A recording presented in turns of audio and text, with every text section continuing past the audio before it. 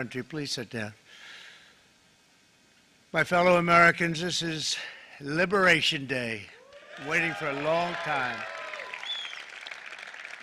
April 2nd, 2025 will forever be remembered as the day American industry was reborn, the day America's destiny was reclaimed, and the day that we began to make America wealthy again. We're going to make it wealthy, good and wealthy. For decades, our country has been looted, pillaged, raped, and plundered by nations near and far, both friend and foe alike. American steel workers, auto workers, farmers, and skilled craftsmen, we have a lot of them here with us today. They really suffered gravely. They watched in anguish as foreign leaders have stolen our jobs, foreign cheaters have ransacked our factories, and foreign scavengers have torn apart our once beautiful American dream. We had an American dream that you don't hear so much about. You did 4 years ago, and you are now, but you don't too often, and for many years and decades even, you didn't hear too much about. Our country and its taxpayers have been ripped off for more than 50 years, but it is not going to happen anymore. It's not going to happen. In a few moments, I will sign a historic executive order instituting reciprocal tariffs on countries throughout the world. Reciprocal, that means they do it to us and we do it to them. Very simple, can't get any simpler than that. This is one of the most important days, in my opinion, in American history. It's our declaration of economic independence. For years, hardworking American citizens were forced to sit on the sidelines as other nations got rich and powerful, much of it at our expense. But now it's our turn to prosper, and in so doing, use trillions and trillions of dollars to reduce our taxes and pay down our national debt, and it'll all happen very quickly. With today's action, we are finally going to be able to make America great again, greater than ever before.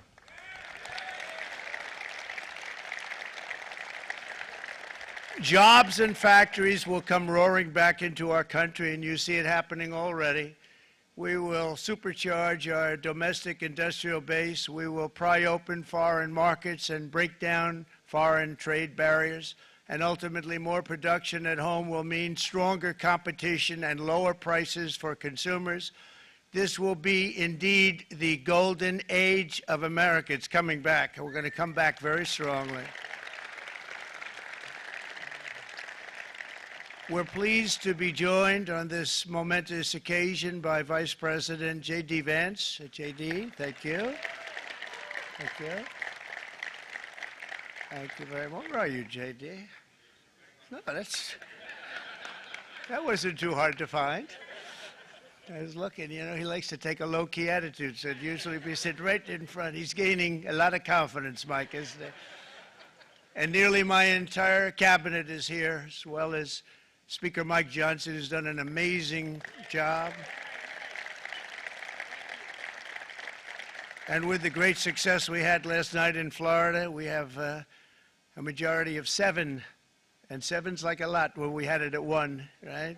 You've done a fantastic job. And many of the members of the House and Senate are with us. Senators, Congressmen, thank you all for being with us. We appreciate it. For decades, the United States slashed our trade barriers on other countries, while those nations placed massive tariffs on our products and created outrageous non-monetary barriers to decimate our industries. And in many cases, the non-monetary barriers were worse than the monetary ones.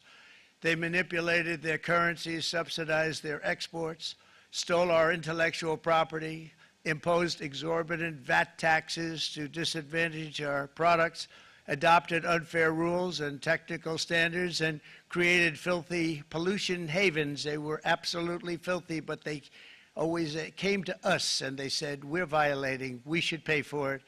It's all detailed in a very big report by the U.S. Trade Representative on Foreign Trade Barriers, and I'll just hold it up for you. It's available, and you don't have to pay too much. As I understand it, you'll pay nothing. It's a lot of work a lot of work for something, actually, because it's a special book. It's very, frankly, it's very upsetting when you read it, when you see what people have been doing to us for 30 years. This all happened with no response from the United States of America, none whatsoever. But those days are over.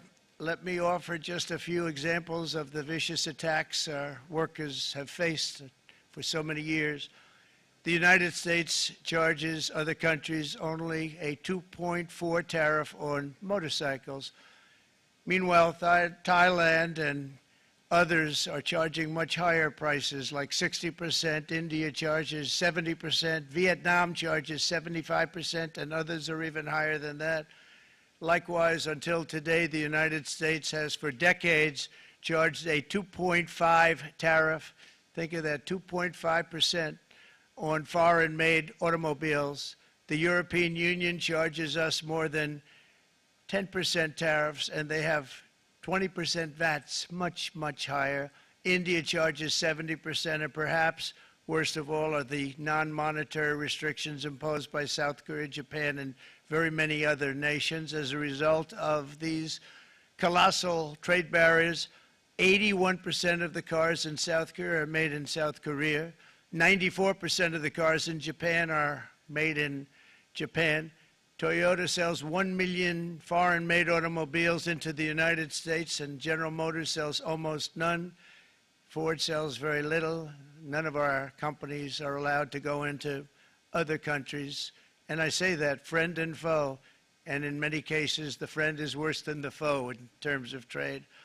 But such horrendous imbalances have devastated our industrial base and put our national security at risk. I don't blame these other countries at all for this calamity. I blame former presidents and past leaders who weren't doing their job. They let it happen, and they let it happen to an extent that nobody can even believe. That's why, effective at midnight, we will impose a 25% tariff on all foreign-made automobiles.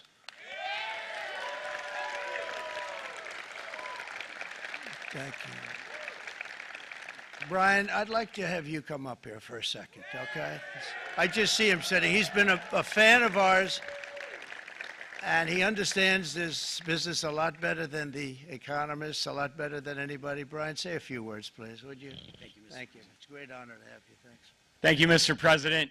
I grew up just north of Detroit, Michigan, in Macomb County, known as the home of the Reagan Democrats. My first vote for president was for Ronald Reagan. I thought that was going to be the best president I ever saw in my lifetime until Donald J. Trump came along. I have watched my entire life, I have watched plant after plant after plant in Detroit and in the metro Detroit area close. There are now plants sitting idle. There are now plants that are underutilized, and Donald Trump's policies are going to bring product back into those underutilized plants. There's going to be new investment. There's going to be new plants built.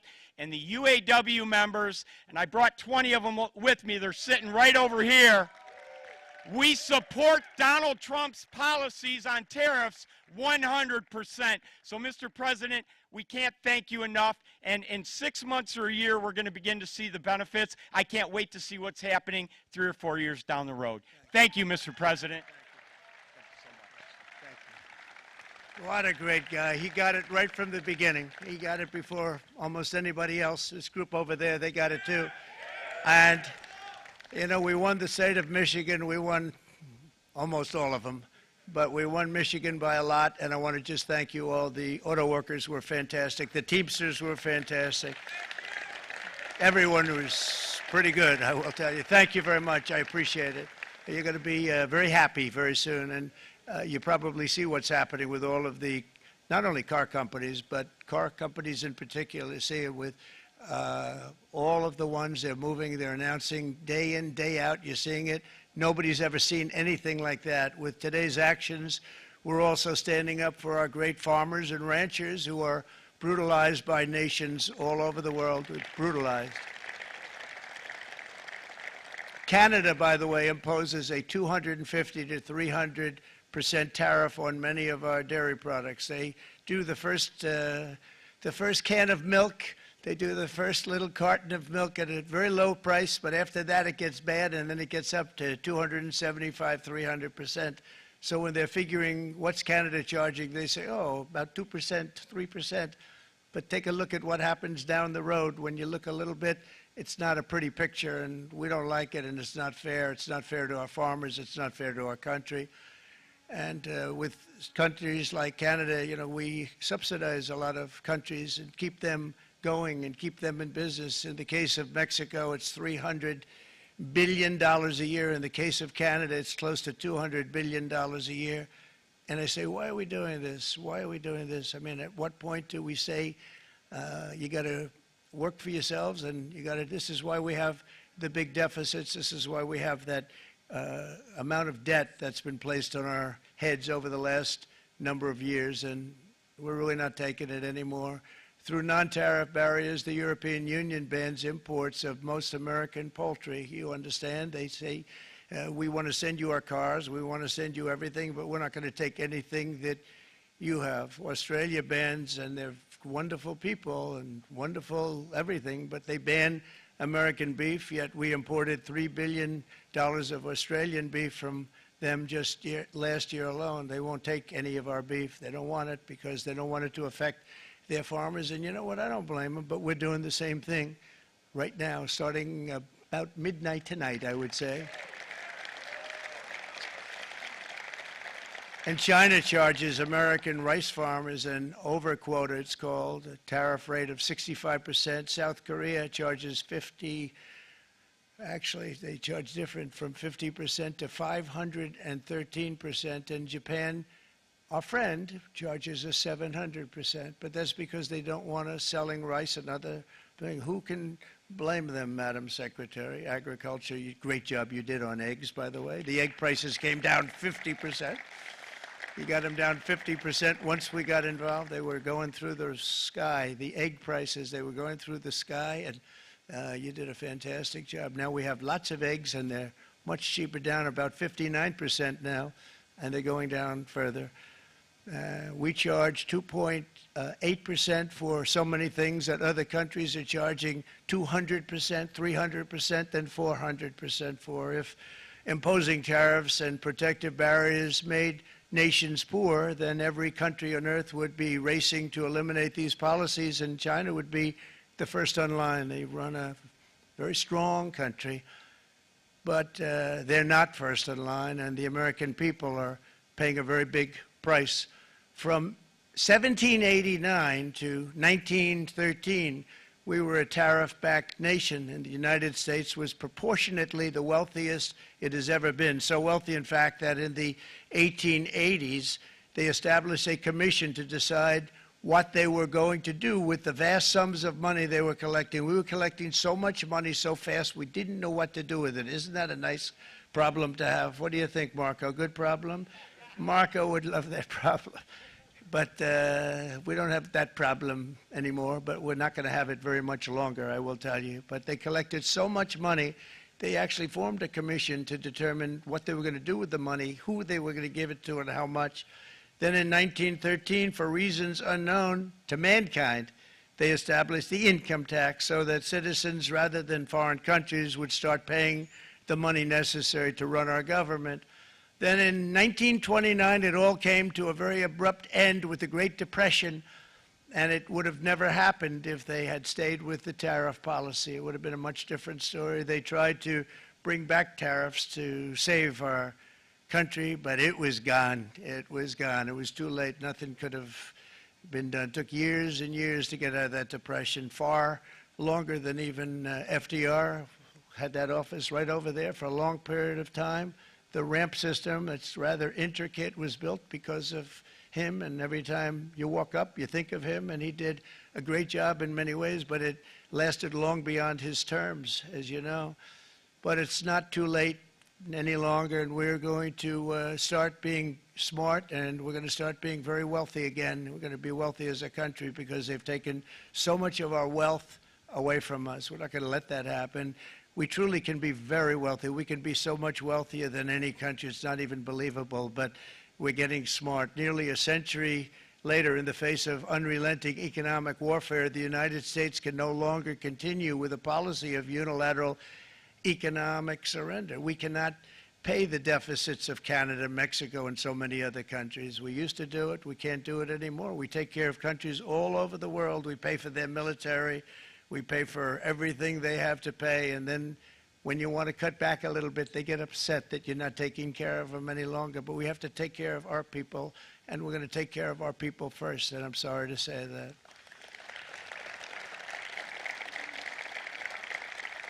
And today we're standing up for the American worker, and we are finally putting America first.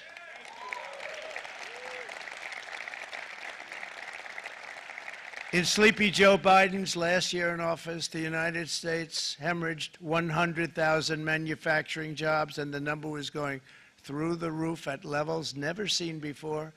And our trade deficit reached a record $1.2 trillion, which is unheard of. Since the beginning of NAFTA, the worst trade deal ever made, it was a horror show. I was able to terminate it. They all said you'd never be able to get it out. We had to get approval from Congress to get it terminated. We had to live with that deal. It was the worst trade deal ever made by far. But since the very beginning of NAFTA, our country lost 90,000 factories. Think of what that is, 90,000. Think about putting a map up and putting tax on it. You wouldn't have enough room. 90,000. I said, is that possible? We had it checked 4 different times, and it was actually somewhat higher than that. And 5 million manufacturing jobs were lost while racking up trade deficits of $19 trillion. That was the worst trade deal ever made. As a result of these gigantic losses, foreign nations now own $26 trillion more of American assets than think of this, than the Americans own of their own foreign assets or other foreign assets. The United States can no longer produce enough antibiotics to treat our sick. We have a tremendous problem. We have to go to foreign countries to treat our sick. If anything ever happened from a war standpoint, we wouldn't be able to do it. We import virtually all of our computers, phones, televisions, and electronics. We used to dominate the field, and now we import it all from different countries. A single shipyard in China now produces more ships every year than all of the American shipyards combined. Think of that. And it was a business that we used to dominate. We used to dominate it totally. In short, chronic trade deficits are no longer merely an economic problem. They're a national emergency that threatens our security and our very way of life. It's a very great threat to our country. And for these reasons, starting tomorrow, the United States will implement reciprocal tariffs on other nations. It's been a long time since we even thought of that. We used to think about it a lot. We didn't think about it for many decades, and you see what's happened. For nations that treat us badly, we will calculate the combined rate of all their tariffs, non-monetary barriers, and other forms of cheating. And because we are being very kind, we're kind people, very kind. You're not so kind when you got ripped off with your salaries. My auto worker friends and my Teamster friends and all of the unions that typically voted Democrat, they're not voting Democrat anymore because worker, whether union or non-worker, they're for the Republicans now. That's what happened.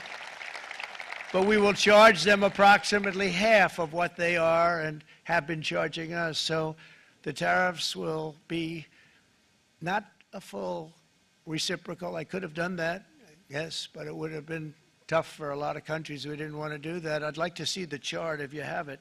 Could you bring it up, Howard? This is our great Secretary of Commerce, Howard Lutnick. Thanks, Howard. So if you look at that, China, first row, China, 67%. That's tariffs charged to the USA, including currency manipulation and trade barriers. So 67%, I think you can, for the most part, see it. Those with good eyes, with bad eyes. We didn't want to bring, it's very windy out here. We didn't want to bring out the big charts because it had no chance of standing. Fortunately, we came armed with a little smaller chart. So 67%, so we're going to be charging a discounted reciprocal tariff of 34%. I think, in other words, they charge us, we charge them less. So how can anybody be upset?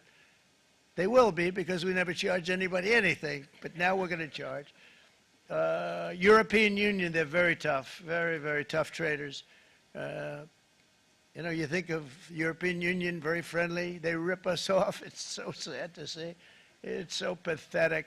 39%, we're going to charge them 20%, so we're charging them essentially half. Vietnam, great negotiators, great people. They like me, I like them. The problem is they charge us 90%. We're going to charge them 46% tariff. Taiwan, where they took all of our computer chips and semiconductors. We used to be the king, right? We were everything. We had all of it. Now we have almost none of it, except the biggest company is coming in. We're going to end up with almost 40%. Lee Zeldin's working to get their approvals. And it's an amazing company. Mr. Wei, of one of the great companies of the world, actually. They're coming in from Taiwan, and they're going to build one of the biggest plants in the world, maybe the biggest for that. But 64%, we're going to charge them 32%. Japan, very, very tough, great people. And again, I don't blame the people for doing it. I think they're very smart in doing it. I blame the people that sat right in that Oval Office, right over there, right behind the Resolute desk or whichever desk they chose. Japan, 46%. They would charge us 46%, and much higher for certain items like cars, you know, little items like cars. 46%, we're charging them 24%. India, very, very tough, very, very tough. The Prime Minister just left, and he's a great friend of mine, but I said, you're a friend of mine, but you're not treating us right. They charge us 52%. You have to understand, we charge them almost nothing for years and years and decades, and it was only 7 years ago when I came in, we started with China and charged them. We took in hundreds of billions of dollars from China in tariffs, and they understood, honestly. President Xi understood. He said, look, I understand, and the other countries, and they all understand. We're going to have to go through a little tough love, maybe, but they all understand. They're ripping us off, and they understood it. Prime Minister of Japan, Shinzo Abe. He was a fantastic man. He was unfortunately taken from us, assassination. But I went to him and I said, Shinzo, we have to do something. Trade is not fair. And he said, I know that, I know that. And he was a great gentleman. He was a fantastic man, but he understood immediately what I was talking about. I said, Shinzo, we have to do something. He said, I know that. And we worked out a deal, and it would have been a much better deal, but frankly, there were many years left on the deal that was made previous to my getting there, but it was something. If you look at Switzerland, 61% to 31%. Indonesia, Malaysia, Cambodia. Oh, look at Cambodia, 97%. We're going to bring it down to 49. They made a fortune with the United States of America. United Kingdom, 10%, and we'll go 10%. So we'll do the same thing. South Africa, 60%, 30%, and they've got some bad things going on in South Africa. You know, we're paying them billions of dollars, and we cut the funding because a lot of bad things are happening in South Africa. The fake news ought to be looking at it. They don't want to report it. Brazil, 10%, 10%. Bangladesh is 74%. So you see what's going on. Pakistan, 58%. Sri Lanka, 88%. So what we're doing is we're taking not the full, we could take the full 88%. Thanks a lot, Harold. He's doing a very good job. How's he doing, all right? I think you better take it with you. It's not going to last very long. He's going to put it, it's going to follow you down with the wind. I brought a hat just in case it got too windy, but here, would anybody like a hat? I'm not giving it to a cabinet. I'm giving it to the auto workers. Come here.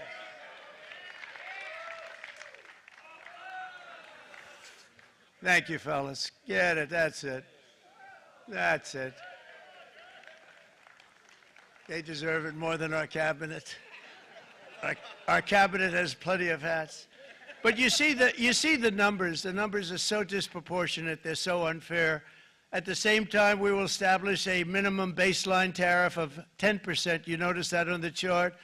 And that'll be on other countries to help rebuild our economy and to prevent cheating. So we're going to have a minimum of cheating, and we're going to be very severe on the people that at the gate that watch the tariffs and watch the product coming in, because there's been a lot of bad things happening at the gate because the money is so enormous that you're talking about. There's never been probably anything like it in terms of the enormity, and there are a lot of bad things happen at the people that do the check-in, and they're looking at 10-year jail sentences if they do play. We're going to treat them so good, but if they cheat, the repercussions are going to be extremely strong. Foreign nations will finally be asked to pay for the privilege of access to our market, the biggest market in the world. We're right now the biggest market in the world. We had a great country 4 years ago in terms of the economics. We were doubling up on China. We were doing so well. Nobody was going to catch us, but so much of it slipped away over the last 4 years under Biden.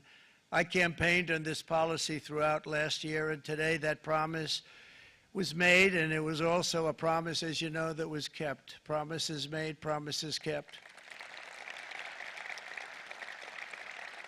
To any company that objects to our common sense reciprocal tariffs, again, reciprocal, back and forth, back and forth. And I call this kind reciprocal. This is not full reciprocal. This is kind reciprocal. But what we do is we cut it in half. We charge them. My answer is very simple if they complain. If you want your tariff rate to be zero, then you build your product right here in America, because there is no tariff if you build your plant, your product in America. And we've seen companies coming in like we've never seen before. Likewise to all of the foreign presidents, prime ministers, kings, queens, ambassadors, and everyone else who will soon be calling to ask for exemptions from these tariffs. I say, terminate your own tariffs, drop your barriers, don't manipulate your currencies. They manipulate their currencies like nobody can even believe, which is a bad, bad thing and very devastating to us, and start buying tens of billions of dollars of American goods. Tariffs give our country protection against those that would do us economic harm, and many people were looking to do us economic harm. Maybe not so obviously, but they were doing tremendous economic harm. But even more importantly, they will give us growth. These tariffs are going to give us growth like you haven't seen before, and it'll be something very special to watch. I am so looking forward, and Brian, it's going to happen even faster than you said. You know, you might say, but it's already started. It's already started.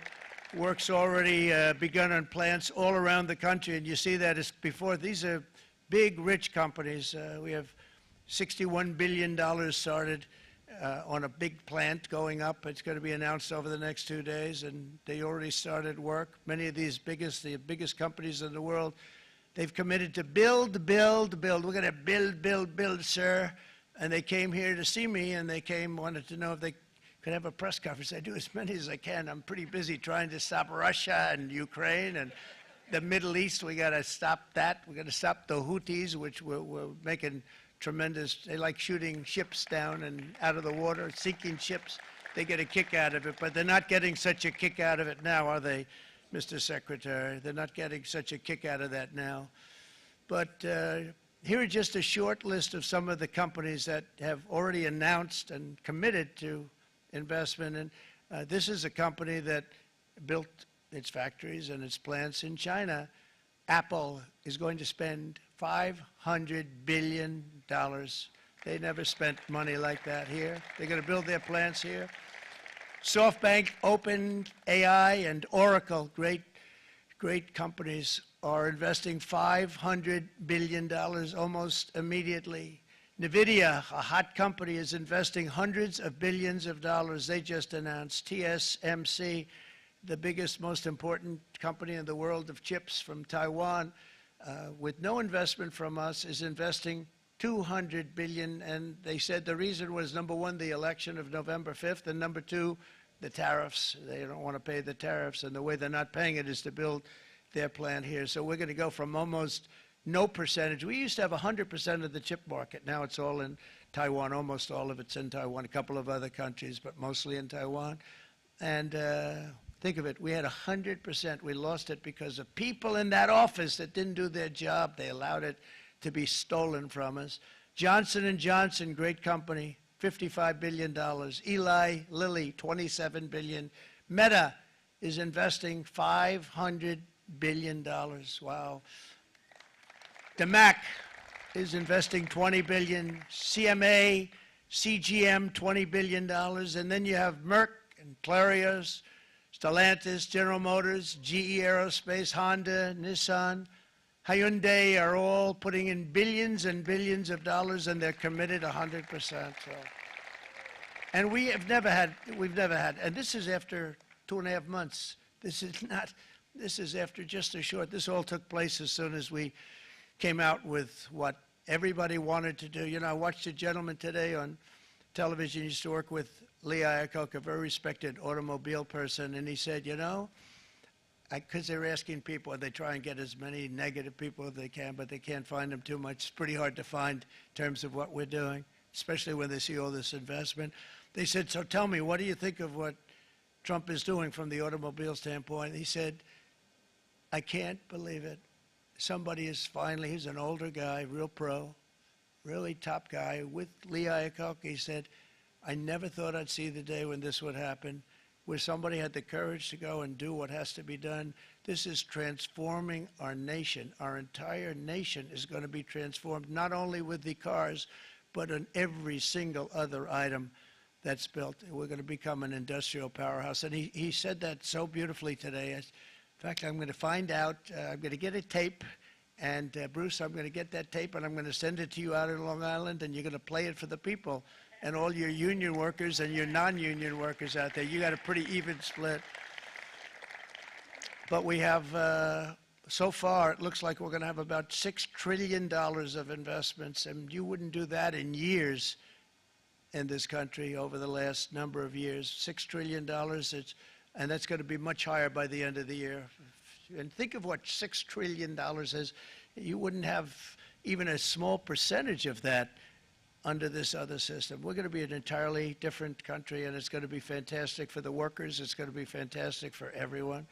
There will never have been a transformation of a country like the transformation that's already happening in the United States of America. It's an incredible thing to watch, and it's incredible to meet with the top people, people that you read about, very wealthy people, or people that are great managers and executives and presidents of big public companies, and to watch the enthusiasm they have now that they didn't have. They gave up on our country. They went to foreign countries and they built.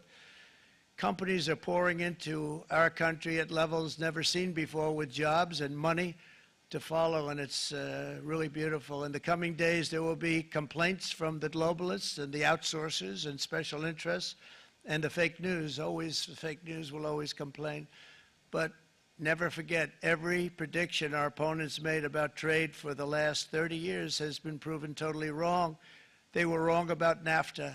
They were wrong about China. They were wrong about the Trans-Pacific Partnership, which would have been a disaster if I didn't terminate it. If I didn't terminate that, United Auto Workers, you would have had no jobs in this country. You would have had no jobs. It was all going to other countries. In my first term, they said tariffs would crash the economy. Instead, we built the greatest economy in the history of the world. And again, I have great respect for President Xi of China, great respect for China, but they were taking tremendous advantage of us, and I commend them for that. I say, hey, if you can get away with it, that's okay. But, you know, they understand exactly what's happening, and they probably, most of them are saying it's about time they did something, but, and they're going to fight, and they're going to fight fair. Everyone's going to fight. You know, it's like, I say to the leaders, look, you got to take care of your country, but we have to start taking care of our country now. We can't do what we've been doing for the last 50 years. From the day of my election, the stock market went up in my first term 88%, with NASDAQ going up 155%, more than any president has ever had in any term in office, by far. And I think we're going to blow that away, and maybe the numbers won't show, but I think they're going to show much better than even those numbers. But what you're going to see is you're going to see activity, that empty, dead sites, factories that are falling down.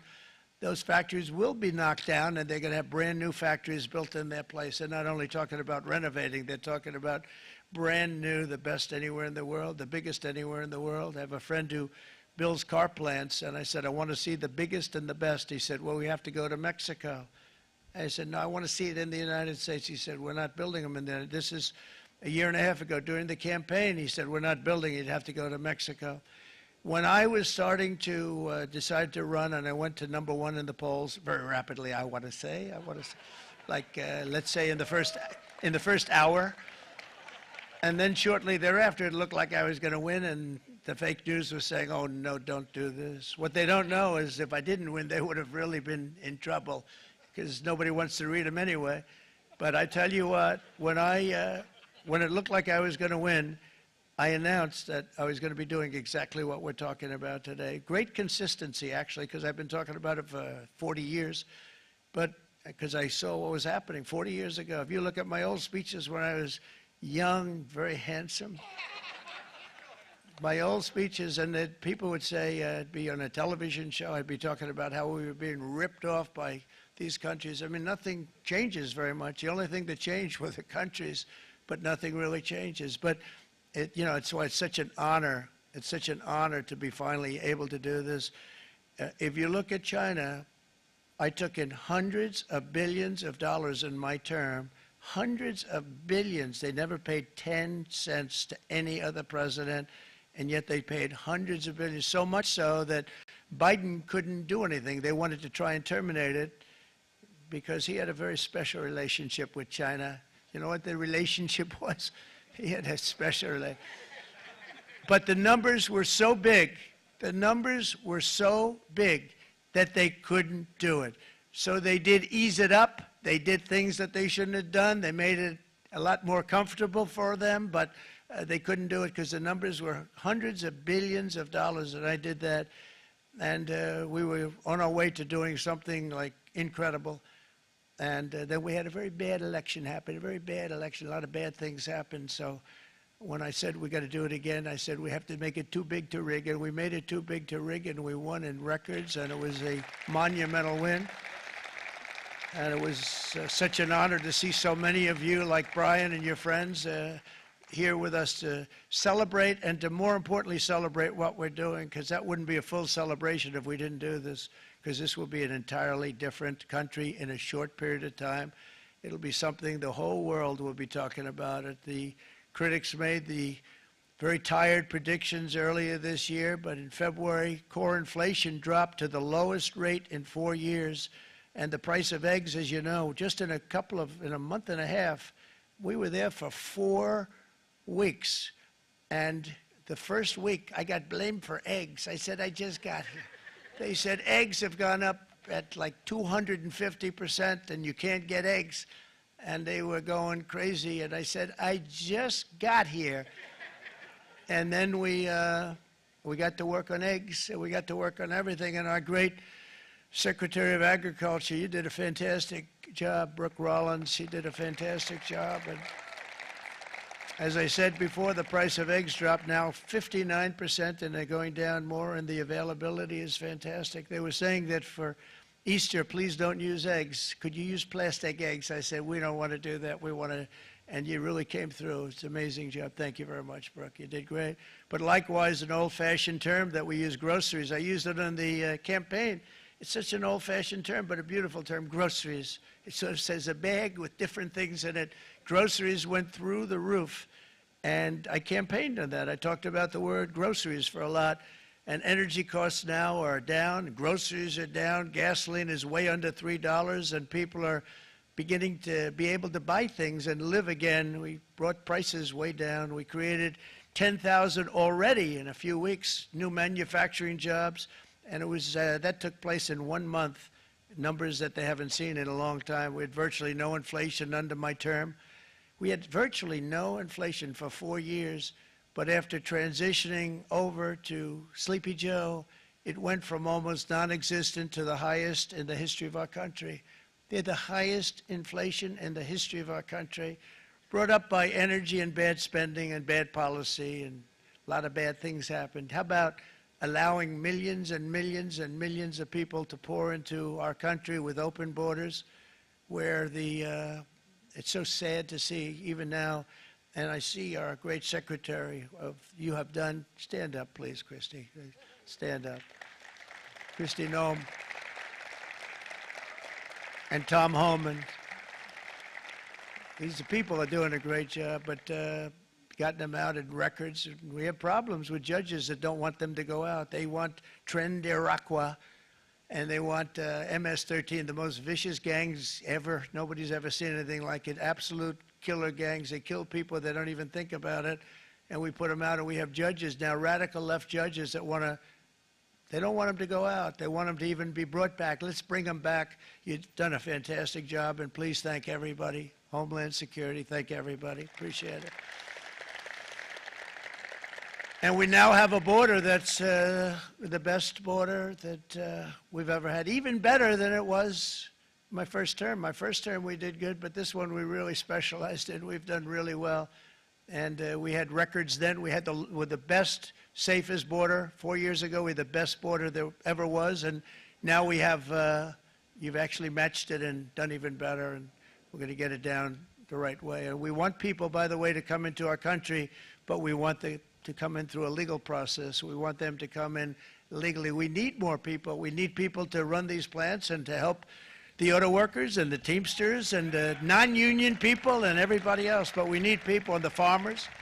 And we're going to let people come in, but they want to come in. We want them to come in legally. They have to have the capability of loving our country, not people that hate our country. We don't want them in our country. And now we're going to pass the largest tax cuts in American history, and that's where we're relying on Mike and John Thune.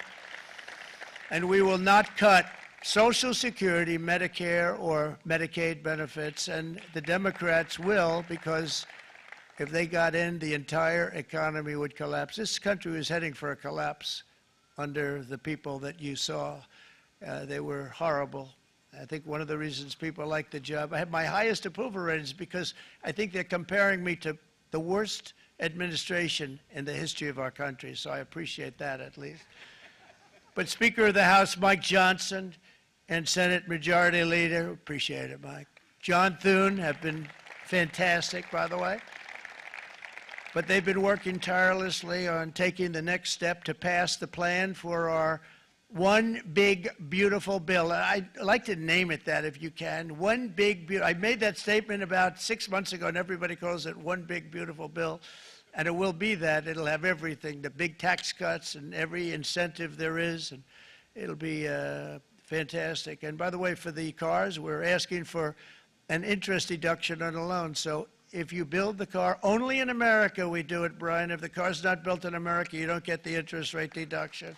But if you build the car in America, if you buy a car, if it's built in America, then you get an interest rate deduction, tax deduction, and that's a big thing. It's going to be a big thing. I think that's going to pay for itself very quickly, that deduction. Never happened.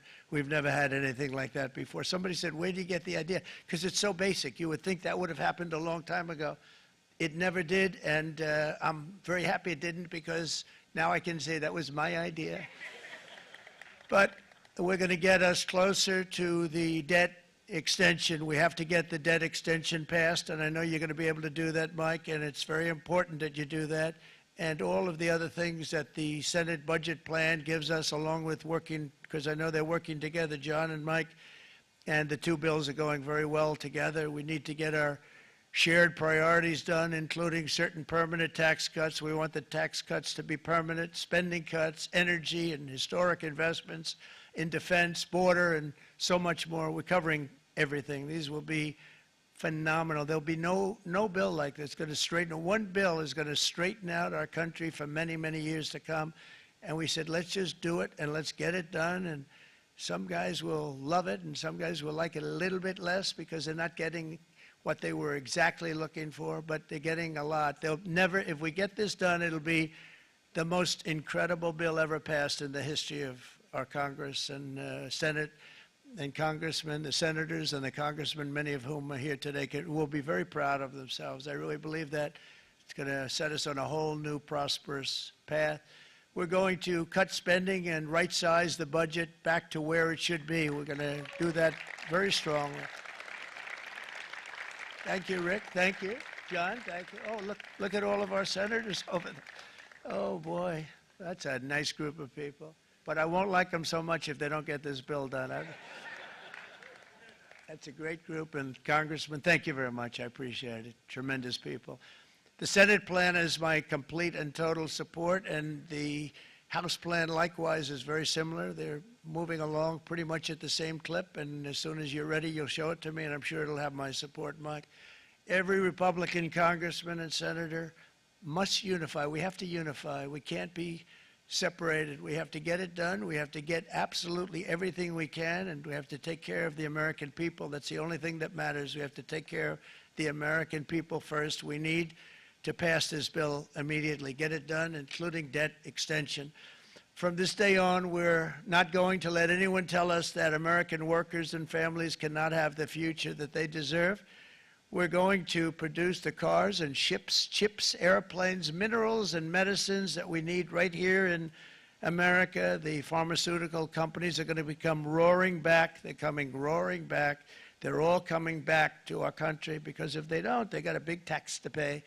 And if they do, I'll be very happy, and you're going to be very happy, and you're going to be very safe. We're going to build our future with American hands, with American heart, American steel, and we're going to build it with American pride like we used to. We're approaching our 100th day as president, and have been given credit by a lot of people, actually, even some of the fake news, can you believe it? Which in this case hopefully isn't fake, for having done more in that time than any other administration in the history of our country in the first 100 days. I think we've had an amazing, in terms of what we've done, what we've gotten accomplished. I'd like to see if we can get that war ended and another war from not starting in the Middle East. We have to get Russia. They're losing 2,000 on average, 2,500 people a day, young people, soldiers, Russian, think of that. 2,500 through some days, but on average, probably over about a 1 week period, it's 2,712, they say. They're losing those soldiers. They're dying.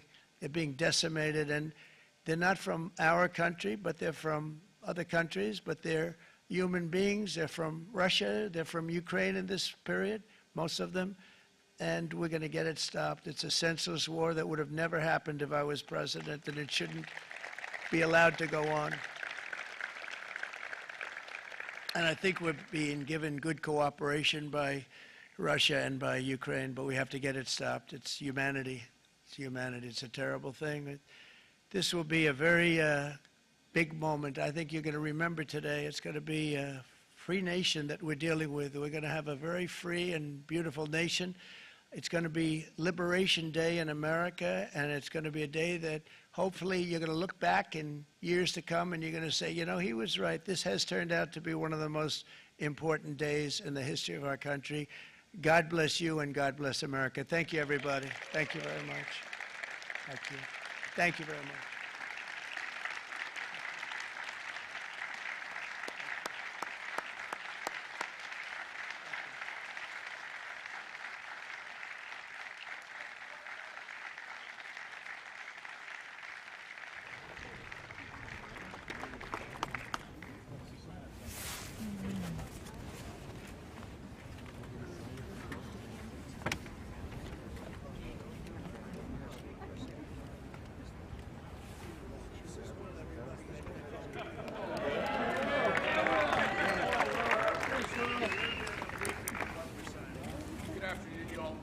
Documents prepared for the president's signature today. One closes what's referred to as the de minimis loophole with respect to imports from the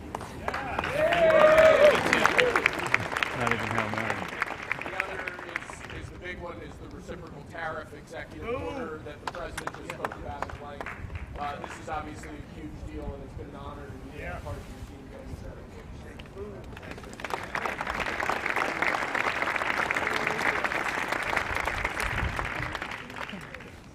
Big stuff.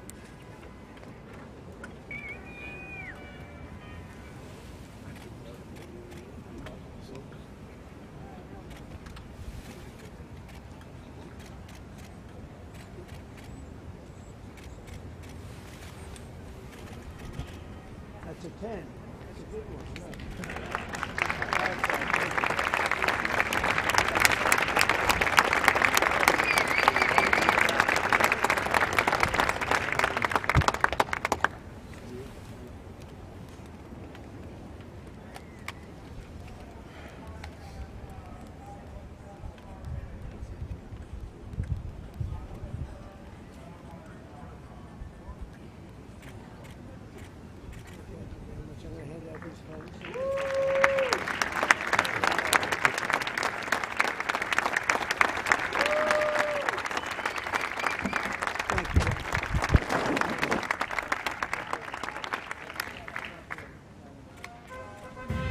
President, what do you say to American families who are worried they'll pay more